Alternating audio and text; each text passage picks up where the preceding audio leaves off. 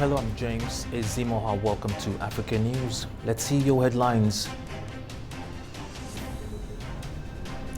Morocco secures buses to be used during the 2025 Africa Cup of Nations. Nigeria raised over $2 billion Euro bonds amid economic hardship. And court orders anti-migrant group to stop harassing foreigners in South Africa.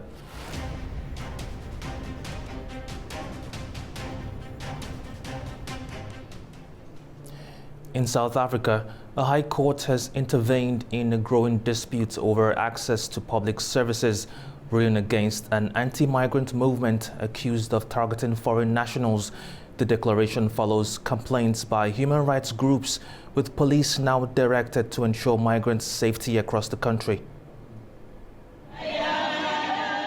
The Johannesburg High Court has ordered Operation Dudula to stop harassing foreign nationals and directed the police and key government departments to enforce the ruling. The case was brought by human rights groups. According to Stats SA, South Africa is home to about 2.4 million migrants, which amounts to just less than 4% of the country's population. Since 2021, Operation Dudula has emerged as one of the most visible groups fighting against the use of public facilities by undocumented foreign nationals. We spoke to two foreign nationals who told us their stories about persecution by Dudula members. Both asked that we hide their identities for fear of reprisals. My wife was pregnant, so I was taking her for a checkup at a local clinic. They refused for her to enter. The gates were closed and only people with South African identity documents were allowed to come in. Even if you have a valid passport or permit, as long as you don't have the ID, they chase you away. I went to a local clinic, and when I got there, I met up with Dudula. There was a lady in particular from the organization. She immediately said I can't go in, and I told her that I would. I'm legal here in South Africa. I have a legal permit, I told her. I then asked for the manager. The manager came. He then accused me of forcing my way in. I just reminded them of the court case outcome and that they will be in trouble with the law. What they are doing is wrong, and I left. I was so frustrated, and it was raining really hard. I had to endure all of that. South Africans had mixed reactions to the court ruling. I am against the court ruling because it's almost every day we see South Africans being treated in a heinous way in different countries, being subjected to below par living conditions because they're not from that country and they cannot access the free healthcare services in the different countries in which they are. So why should we do them a favor if we are not treated as human beings in different countries? So with the Operation Dudula thing, on my side it's inappropriate because they cannot just stop people from going to clinics and getting medical care because that they are not from South Africa, guys. So on my side, I think this is nonsensical. Operation Dudula says it intends to appeal the ruling, but the organization was not available for further comment. Rwanda's push towards clean transportation is gaining momentum from buses to motorbikes as more drivers turn to electric vehicles amid rising fuel costs. The government says the shift is key to a greener and more sustainable future. The streets of Kigali, the familiar roar of engines, is slowly being replaced by a quiet hum. Rwanda's shift to electric mobility, once a bold experiment, is now shaping into a national movement. From compact sedans to city buses, customers are discovering that electric isn't just cleaner, it is also more affordable in the long run. The biggest visible change is happening here among Rwanda's e-moto taxi riders. Thousands now zip through the capital on electric motorcycles, powered by locally made swappable batteries. E-mobility companies are setting up in Rwanda to replace internal combustion engine motorcycles. One of the leading firms, Spiro, operates across several African countries, including Rwanda. Depending on demand, they assemble between 300 to 500 bikes a day here. The electric motorbike and battery swapping company recently raised $100 million with $75 million coming from Afreximbank's impact investment arm. The government has also banned the registration of new ICE motor taxis in Kigali. The future looks electric. Just to give you a context, for anyone who's riding an EV bike, only fuel compared to the battery that they swap, they save up to 30%. Plus, if I add another dimension to that is the after sales as well. The parts for an EV bike are very less as compared to an ICE bike. So they save another 15-20% over there. So on an average, if you see, anyone who's transforming from an ICE bike to an EV bike ends up saving anything between 35 to 40% every day. The future of EV industry is just we are going to save people's money, where you can commute from here to Uganda and then you pay like 20,000, where usually you pay around 200,000 Rwandan francs. So we are saving people's money and we are saving environment. That's the future. In a country where 60% of households is connected to national grid and 20% is off-grid, infrastructure still remains a challenge, especially outside the capital, Kigali. Experts said that Rwanda has built strong green policy momentum, but the ecosystem should be followed by deeper investment in charging stations, financing options, and grid stability. Still on electric vehicles, Morocco has taken delivery of 723 Chinese-made Wutong buses, which will be used for urban transport and team and spectator shuttles during the 2025 Africa Cup of Nations. The delivery represents the largest single order of Chinese buses in Africa. With traffic congestion rising and demand for reliable urban transport on the rise, Morocco is turning to China's Wutong to help modernize its bus fleet. The partnership marks a new chapter in the country's efforts to build smarter, greener cities ahead of the 2025 Africa Cup of Nations, when thousands of fans are expected to travel between host venues.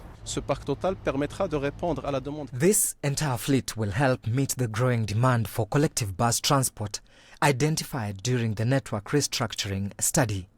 The buses we are receiving today will be sent to a dedicated logistics platform for the installation of onboard equipment related to the ticketing system, as well as the implementation of the operation assistance system and passenger information tools.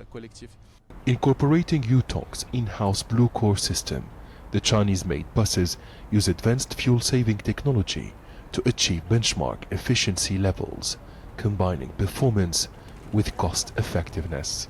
The China-made buses deal between Moroccan authorities and the Chinese bus manufacturer is part of the growing trade ties and the excellent cooperation partnership between the Kingdom of Morocco and the People's Republic of China. Chinese enterprises have a long and extensive experience in eco-friendly public transport solutions. This sustainable mode of transportation offers eco-friendly and cost-effective rides. It is expected to ease the city's growing public transport challenges and improve mobility for daily commuters. As a civil servant, the new buses will make my life easier, offering alternative public transport solutions. I will park my car and take the bus to watch the games and to go to work. I will arrive on time, save fuel, money, and protect the environment with an eco-friendly ride. This is a great leap for Morocco. The new buses will solve a daily problem for commuters during and after the tournament. We hope the modern buses will be delivered to all cities and towns across the country.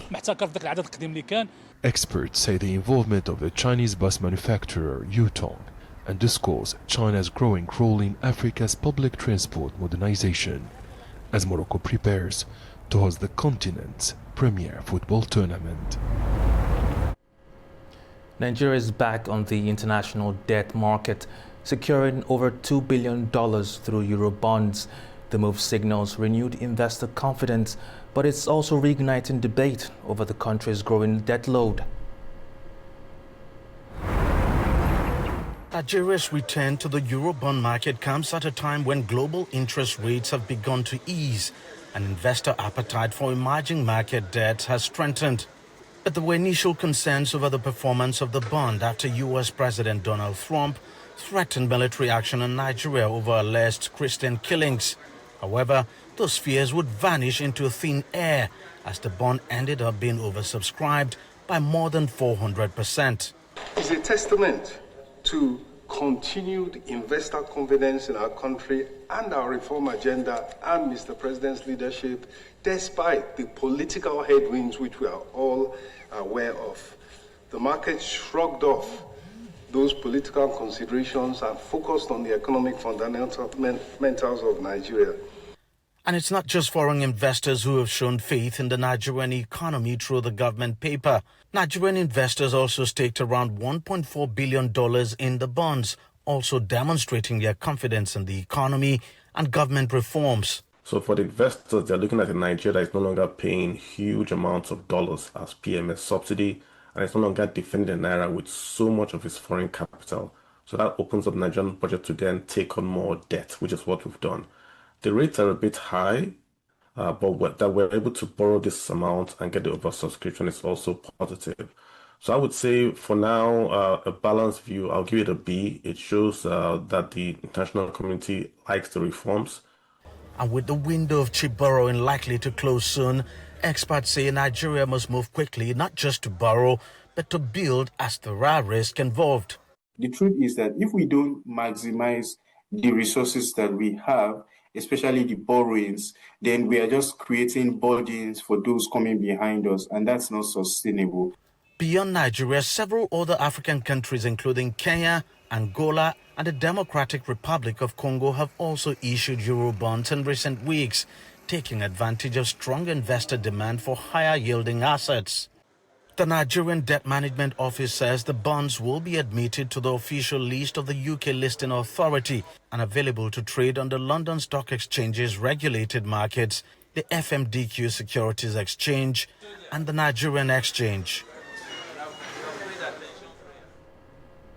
Still in Nigeria, a new exhibition honors the life and legacy of Afrobeat legend Fela Kuti.